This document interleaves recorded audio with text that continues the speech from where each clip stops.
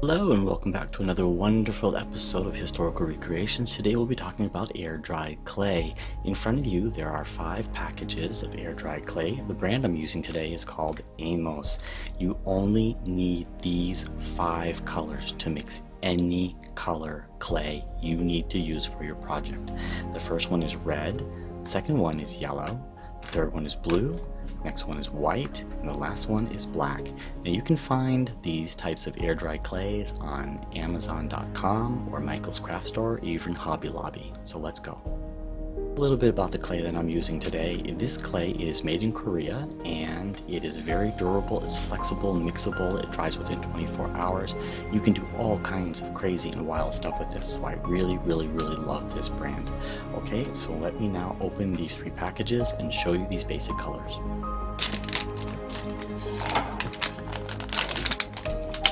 Easy to open, very easy to open, and each package has a reseal inside, so when you are done you can reseal this and keep the clay wet. Ooh, so nice.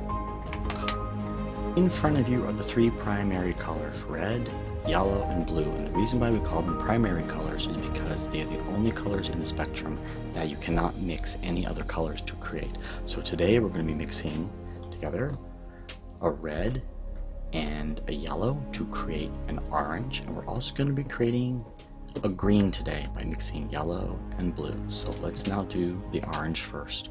Now we have the red and we have the yellow. I would highly recommend when using air-dried clay to use a partial bit of red and a lot more yellow. So I'm going to do about 25% red and about 75% yellow, and I'm going to blend them together. I'm going to show you why, because if you were to do equal in this ratio, they would look more like an orange red, and this changes the color. Quite interesting. Do you see how I'm doing this? I'm just pulling it and just kneading it through my fingers. It takes but a moment. Look at this beautiful.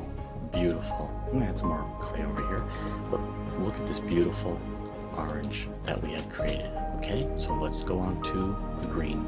Okay, so now we have our yellow and we have our blue, and I'd also highly recommend again about 75% yellow and about 25% blue, and that is going to make a big difference in the green that you create.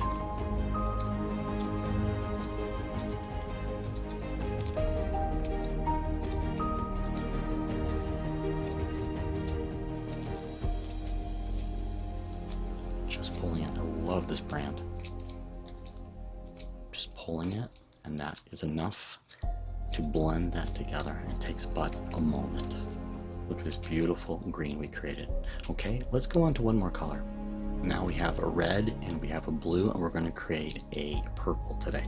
So what I would highly recommend in this case, again, is about 25% blue and about 75% red.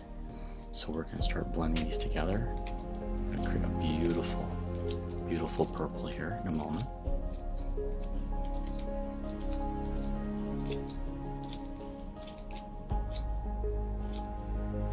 Look at that beautiful color. Just, oh my gosh, this one is really nice.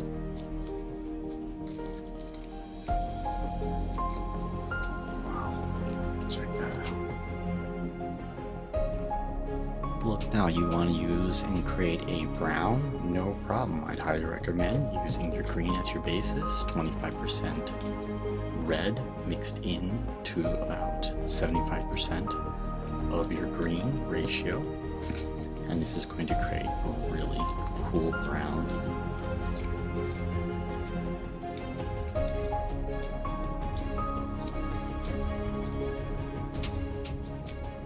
It's a very unique color.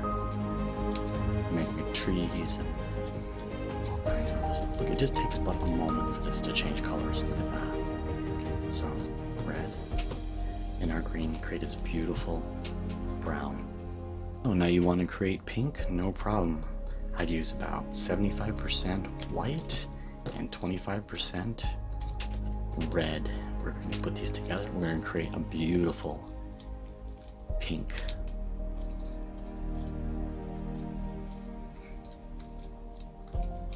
Wow.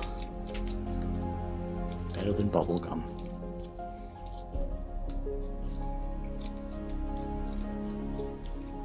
But a moment. Pink. Now let's look at our spectrum. Now you have every color you need to create anything you want. Oh, wait. So let's look over here. Red, orange, yellow, green, blue, purple, brown, black, pink, and white. Now what happens if you need a lighter color or a darker color? That's where these two guys come into play. Any of these colors can be darkened or lightened accordingly by adding white. So we already had mixed the white with the red and we created a pink. So if you wanted to have a lighter shade of orange, we would mix it with a white, a lighter shade of yellow, a lighter shade of green, a lighter shade of blue, so on. And that will create lighter shades. Same, opposite. Darker shade of red, darker shade of orange, darker shade of yellow, green, blue, so on and so forth. So actually, let's create them and see what they look like. Here they are laid out for your enjoyment. We have white, we have the red, the orange, yellow, green, blue, purple, brown, black, and then we had created with the darker colors kind of a scarlet, kind of burgundy color. Here we have a richer kind of brown. This looks like an army green. This here looks like a emerald green. We have a cobalt blue over here, or more like a denim color. This is a beautiful amethyst color, and of course we created a darker brown. And the base down here we have this bubblegum pink that we created, this melon color here, a light sherbety lemony color here, a lime, sky blue, this beautiful lavender color, and a very soft brown. Now there's one color missing that I need to add to the spectrum. Very important color is gray. So if you have your white, you add just a tiny bit of your black, mix it in with your white, and you will create a gray. It's a beautiful color. Depending on how much white you put in here, you can almost make it silver. Maybe even add a touch of blue if you want to have a blue silver.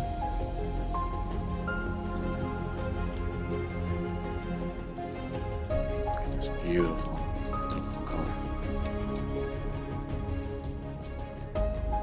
There you have it. Today, the complete range. And let's look at our spectrum.